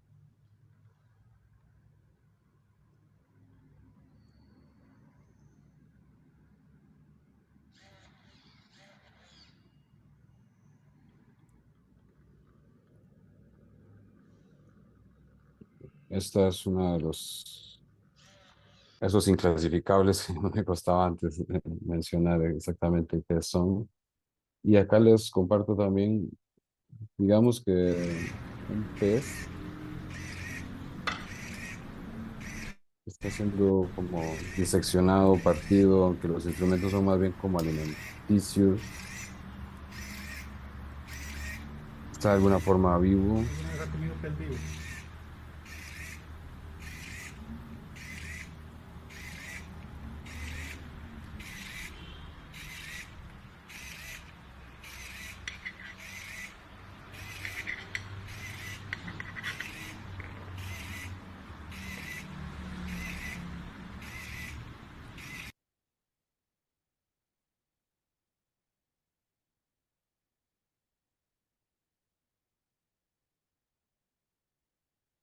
Y pues bueno, esos bichitos son parte de lo que eh, quería compartirles de esta exposición Estudios para emular la agonía del 2019 y que justo sobre esto en su página web el autor, Jonathan Torres, se pregunta si, y la cito, les heredaremos la capacidad de sufrir y agonizar. De nuevo, como está este terror ante la replicabilidad o la creación de que se traspase algo de lo, digamos, de cierta condición, si se quiere, humana, también a estas otras criaturas y cómo, hasta qué punto esto es un mundo. Como decía también cuando traía Elena, estos mundos son también mundos sufribles, qué tan evitables podrían llegar a ser. Y finalmente, como les decía, no respondiendo, pero a mi consideración, sí atendiendo a esta pregunta de Jonathan, es que el texto de Iván Sanabria, Deus Ex Machina, trae algunas problematizaciones interesantes. Este texto, además, elaborado por él, fue reproducido e interpretado por una voz en off en sala durante la exposición de estos robots que llaman Jonathan. Y les leo otros fragmentos que, de nuevo, me parece son, no sé, como una especie de aforismos que vienen también bastante al caso. El primero es biotecnologías transhumanas imperfectas y autosustentables por medios de reproducción no genética. Aquí de nuevo me resuena un poco lo que quisiera desarrollar más adelante y hoy traía sobre la réplica. El segundo dice, errar es su condición para la imitación de la vida. Este sería el fecundo afecto de carencia que las une con el origen de su pobre creador. Y el tercero trae un subtitulito, Inora Mortis, y dice, el canto posible de una inteligencia maquínica es reconfortante. Reduce mi ansia hasta el momento extático del cese funcional. Si con das Unheimlich, lo siniestro, sí es, como señala Lacan, paradigmático para la angustia, creo que muchos de los mundos, objetos y obras Will son claves para la agonía. Para nuestras, aquí el plural es muy enfático, nuestras, y quizá nuestras latinoamericanas también, agonías. Y bueno, creo que en esto también tenemos bastante trabajo.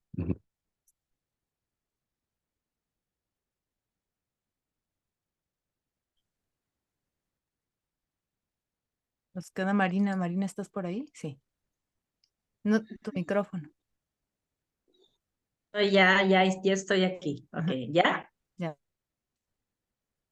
Bueno, yo lo que les comentaba era que quería compartir con ustedes uno de los relatos de Jauría de Mayelis González, eh, que se llama Los días de la histeria, porque justamente plantea una cuestión de una realidad diferente. Y finalmente todo apuntando a la cuestión de la apuesta a un mundo perfecto, ¿no? Donde de alguna forma se eliminaría el sufrimiento. Y todo se desarrolla con el protagonista que llega a una población que se llama Adelma, lugar pequeño que no rebasa los 10,000 habitantes. Eh, Son habitantes jóvenes, más o menos alrededor de entre 35 y 45 años. Hay control de la población, hay elaboración de máquinas, revolución de robótica e inteligencia artificial. Las máquinas funcionarían como oráculos, darían respuesta a cualquier pregunta que se les hiciera. No sé a qué les suena esto, ¿no? Bueno, finalmente esas personas que van a que se les dé respuesta a todo. Harían predicciones, pronostican incluso que solo habría un alcalde. Se respondía a todo y todo el mundo lo oía y la explicación es que toda la información pertenecía a la ciudad y no había secretos. Esto se vaticinaba un futuro, la unión global de una mente única en detrimento de lo corpóreo. Se consultaba cualquier decisión, se predecían matrimonios, divorcios. El protagonista relata cómo los días de la histeria están por venir cuando las máquinas presagian homicidios, estafas, etc.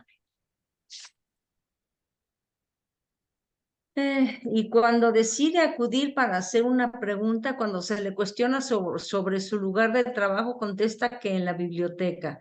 Resulta que este trabajo parece que es inoperante. Esto aparenta ser una reciente paranoia del protagonista, pero dice que no son tan paranoicos hallazgos que le hacen ver segundas intenciones de las inteligencias. Se le presagió la soledad y por su salud mental prefirió no darle valor al presagio. Describe cómo a partir de las predicciones se fue creando un estado general paranoico. Este fenómeno se dio a conocer como los días de la histeria, y las personas iban cada vez más a las cabinas que era donde operaban las máquinas. La ciudad se convirtió en un caos y se establecieron relaciones de amor-odio con las máquinas. Bien interesante, eso me pareció. Ah, con las máquinas, de quienes dependían sus actuaciones. Qué curioso que aquí se describen relaciones de amor-odio con las máquinas. Es decir, finalmente aquí todo se va cambiando. Especulación y colapso en psicoanálisis. Bueno, eso fue lo que me resonó mucho. Y mucho aquí a lo que se llega es que finalmente lo que las máquinas van como efecto provocando en la muerte y presagiando la muerte para intentar, porque bueno, finalmente los miembros de este lugar lo que quieren es también controlar todo y entonces presagian incluso quienes quieren, por decirlo así, matarlos. Y entonces aquí a lo que aparece y a lo que se confrontan es con la muerte. Entonces, bueno, pues ahí lo dejo para que lo reflexiones. Les recomiendo el texto, tiene muchos relatos muy interesantes en relación pues a los actos por decirlo así, de la realidad y la locura. No sé, te veo cara de... No, gracias, gracias. No, está muy bien, Marina. Gracias, gracias, gracias. Yo creo que podemos hacer una ronda de preguntas y respuestas, ¿no? Que les pasa, digamos, de diálogo, ¿no? Digamos, Dominique, ¿quieres decir algo? Oui, je vais le dire en français. Quand je vous écoute, je pense à mon bestiaire de Lacan, hein, je suis toujours en train de travailler, et je pense que... Dominique, si tú quieres te traduzco. Ajá. Si tu veux, je traduis. Sí, Dice oui. que cuando nos escucha piensa en el bestiario de Lacan que ella ha venido trabajando. Et plus particulièrement à la poule. Más particularmente a la gallina. Si, la gale, oui. Lacan en parle dans le séminaire des psychoses, séance du 18 janvier 56. Dice que Lacan habla en el seminario de la psicosis. ¿Qué date? 18 janvier 1956. 18 de enero de 1958. Voilà. Et aussi dans le séminaire Les fondements de la psychanalyse. Igualmente los fundamentos de psicoanálisis. Séance du 6 mai 1964. En la sesión de diciembre del 64. Voilà. Et ma réflexion se fait à partir d'un constat dont il parle, qu'il suffit du nombre d'un rapace pour que les poules s'aplatissent au sol. Si c'est pas de la science-fiction. Dice que parte de una... A ver, ¿tu peux répéter? Oui. C'est l'ombre qui prend la forme d'un faucon fait que les poules s'aplatissent au sol. Elles ont tellement peur de se faire attraper que, alors que c'est une ombre, ça n'a rien à voir avec le faucon. Las gallinas tienen mucho miedo de una sombra, une ombre.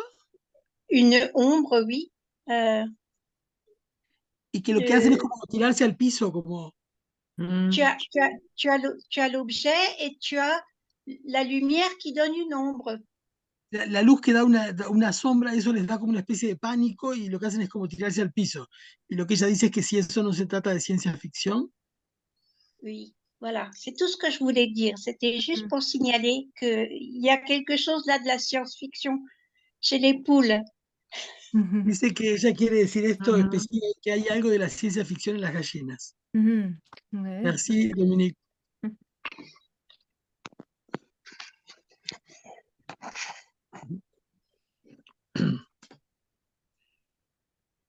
Bueno, para Vincent Desprez los animales escriben, hacen poesía, bueno, hacen ciencia ficción, Dominique.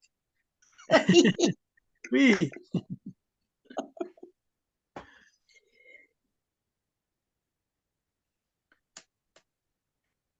A mí, si nadie va a decir, digo una cosita rapidito, me pareció súper interesante que inventáramos este dispositivo y que lo propusiéramos porque me parece que tiene que ver como con un modo que a mí me parece conveniente de entrar a algo que en lo que recién estamos entrando, es decir, entrar un poco como al sesgo, como bordeando, como aproximándonos y desde lugares muy distintos, más que entrar como si tuviéramos un saber a aplicar y con el cual entender algo de esto que todavía nos es muy enigmático, ¿no? Pero capaz tampoco tanto, hay familiaridades, ¿no?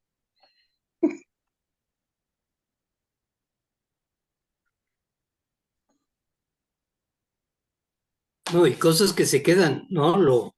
Esto que han dicho de lo que es accesible por la experiencia, ¿no? Como ahí hay una implicación de los dispositivos, ¿no? De que hay ciertos dispositivos que hacen posible una experiencia y solamente a través de ese dispositivo y de esa experiencia hay accesibilidad a algo del orden de la verdad, ¿no? Y por otra parte está también la experiencia del análisis, es decir, hay una alusión directa a que hay cosas que ocurren que solamente en la experiencia analítica son accesibles o es accesible. Y eso se queda como un tema fuerte, digamos. Ahí no es sencillo de dar un planteamiento inmediato a eso, para pensarse. ¿Sí?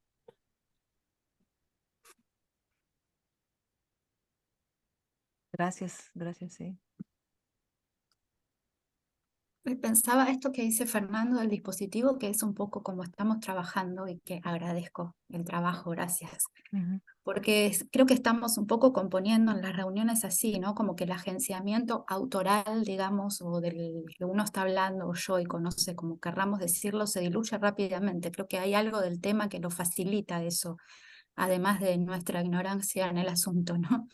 Y también pensaba esto que decía Dominique de la ciencia ficción de las gallinas y Elena del texto del mosquito y Fernando del giro ontológico, ¿no? Y toda esta cuestión.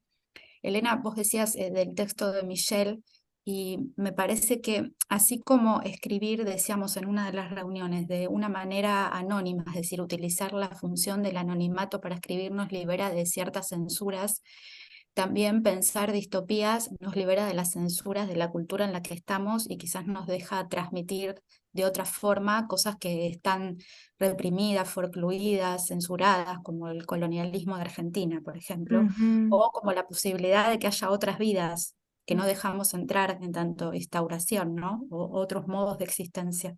Claro, sí. Sí, yo creo que sí, o sea, creo que en realidad nos ha dado libertad al mismo tiempo que es un poco como vertiginoso, ¿no? Porque es salirse quizás de lo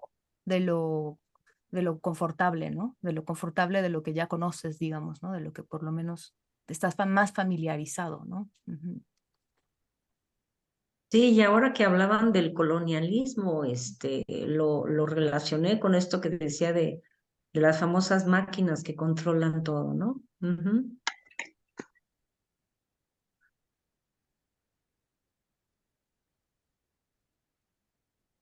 que controlan o median todo, porque ahora para muchísimas trámites o peticiones Ujú. o cualquier gestión administrativa aparecen bots, respuestas automáticas, Ujú. todo tipo de cosas que realmente hacen sentirse como no tratando con, precisamente, sino muy mediado, máquinas o no sé, las Pero inteligencias artificiales mismas, ¿no? Como que se oye hablar tanto de eso que ya se hace como casi que común, pero no sé, hace unos no tantos años, a ver, se puede hablar de inteligencia artificial y sonaba ya como algo súper extraño, ¿no? Súper raro. Y bueno, creo que también parte de estos giros históricos.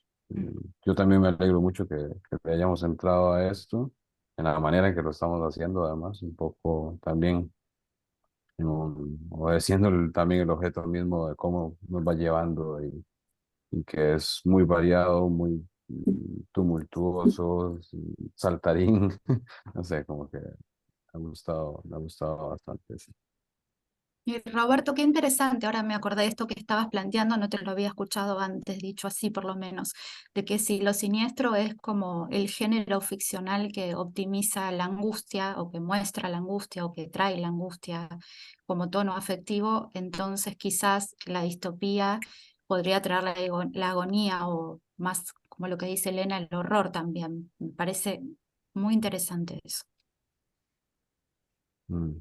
Sí, y me viene mucho de lo que hemos estado discutiendo precisamente en conjunto por estos escenarios, ya sea por esta función casi como de chiste también, ¿no? Del bits freudiano, de poder decir lo que no se podría decir de otra forma, pero también como esta capacidad o potencia para la intensificación de lo dramático que ya estamos viviendo, como estos escenarios de caos ambiental absoluto o de una político, de un, no sé, un sistema político, de un régimen absolutamente autoritario a través de la fría máquina o el software que no sé qué, Ujú. etcétera. Como que realmente estas formas de morir o ir muriendo,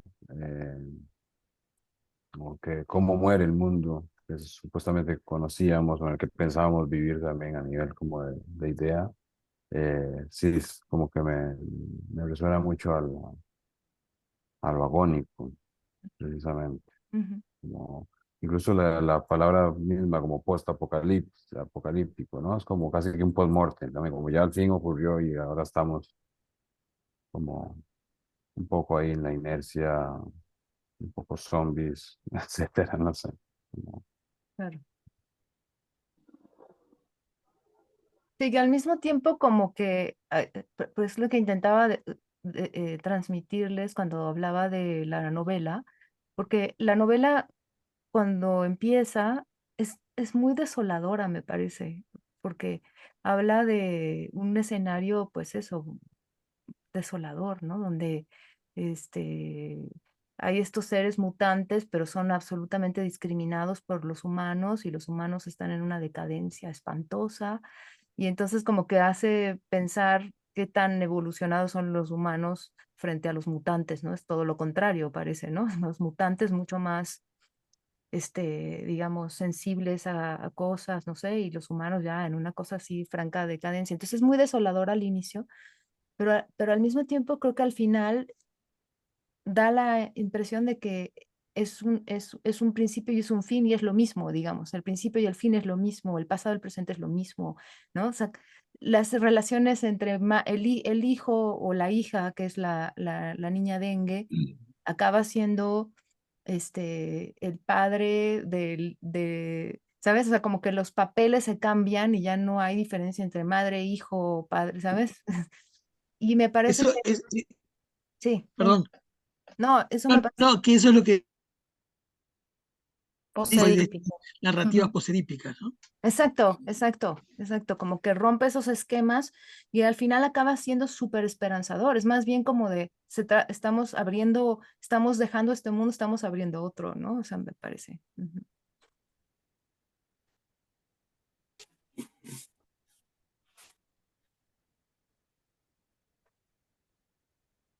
Bueno, ya que jugamos hace tiempo con Nunca Fuimos Humanos, podríamos inventar Nunca Fuimos Reales.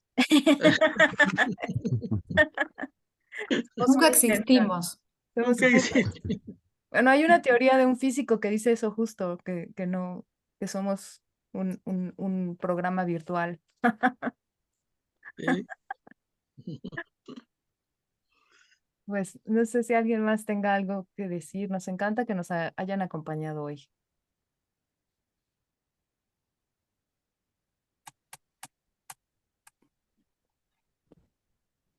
Sí, igualmente, igualmente. Un gusto. Sí, Gusto en verte, Edwin.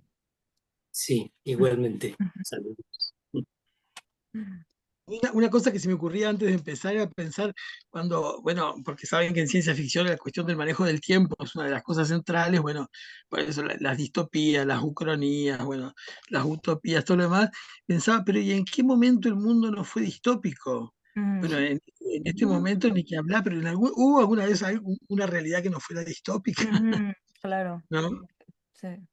Porque utópica no conozco muchas.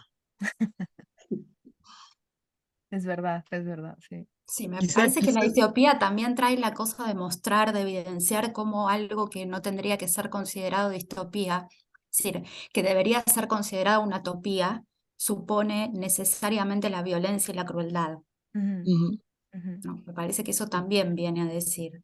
Claro.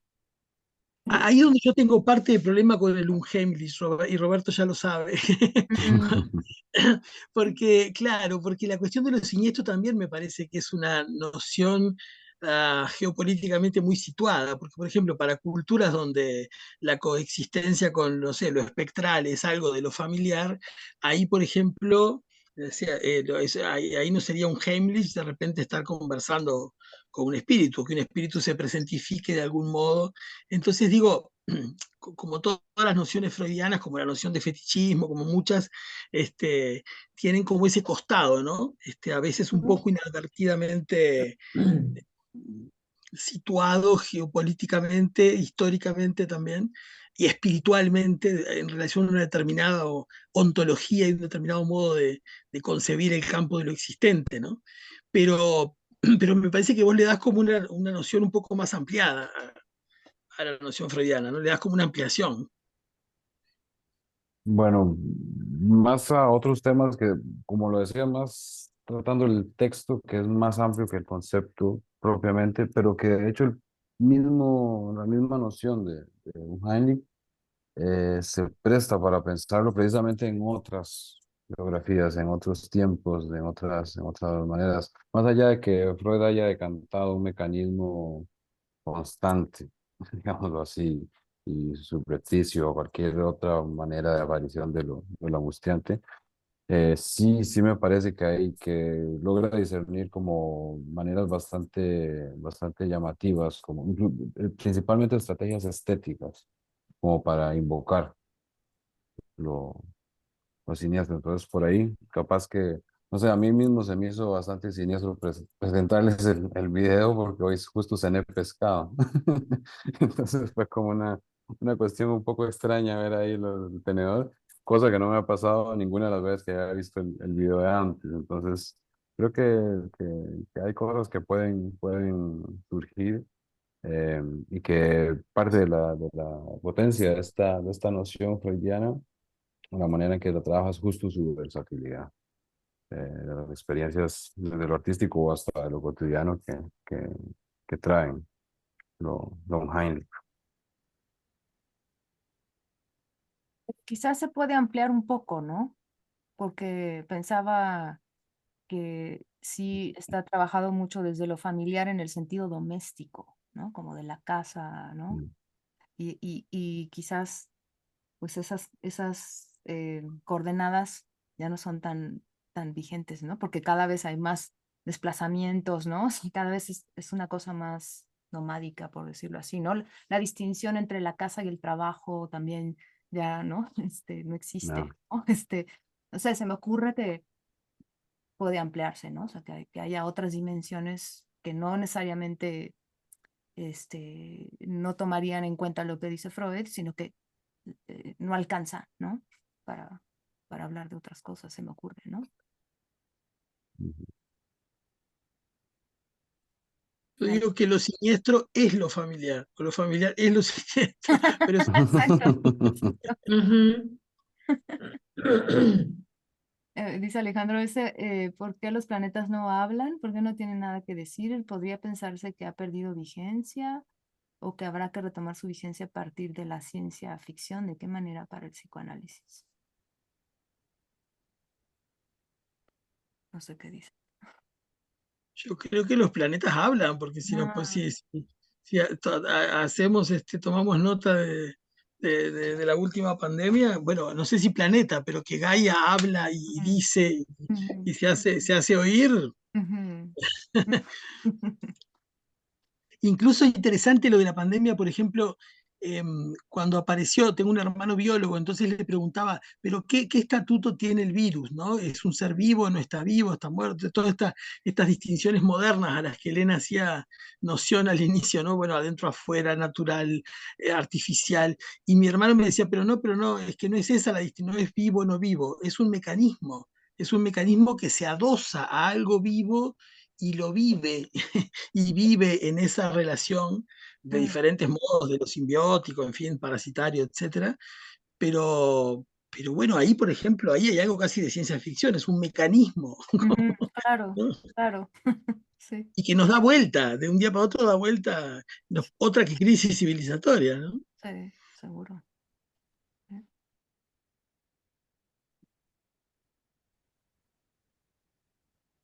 Bueno, No yo... sé qué está haciendo José que queda dado vuelta.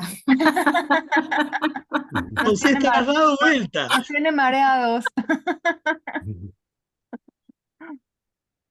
No puede hablar, Ah, no dice. puede hablar, pero puedes escribir, ¿no?